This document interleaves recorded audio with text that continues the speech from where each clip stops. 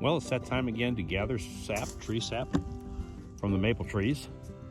I've got about 25-gallon cans around here that are connected to the tree. They've been out there for about 4 weeks now, 5 weeks.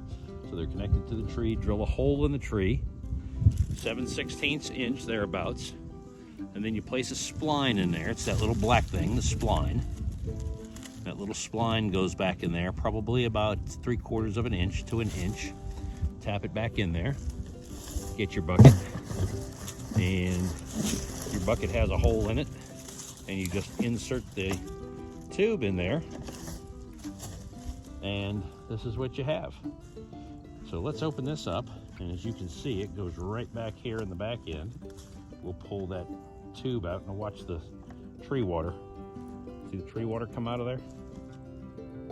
Just dripping right out. And that'll drip all day. This 5-gallon bucket is full of tree water. It looks like water. That's exactly what it looks like.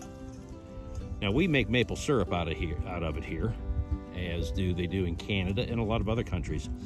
But in your Scandinavian countries, the real treasure isn't the maple syrup, which they do use, but it's the tree water itself. So what they do is they refrigerate it once it comes out, and it looks just like regular water that you'd see anywhere else. It was clear, and I'll show you a shot of it in a second.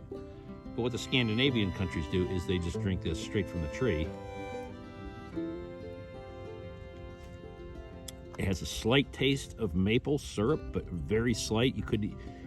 You wouldn't even know that it's maple syrup if I didn't tell you, or maple sap if I didn't tell you. But it has all those healthy minerals that the tree has brought up from the roots and from the ground surrounding it, and it goes into the tree water. You can get tree water from walnut trees. You can get it from just about any trees, birch trees, tree water.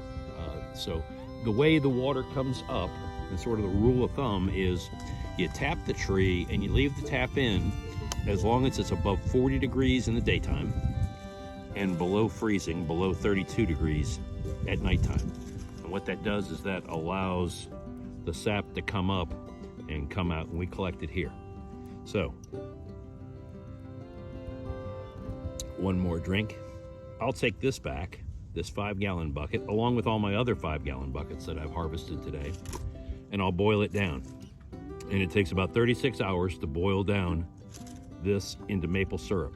It takes 40 gallons of tree water, of maple sap, to make 1 gallon of pure West Virginia maple syrup.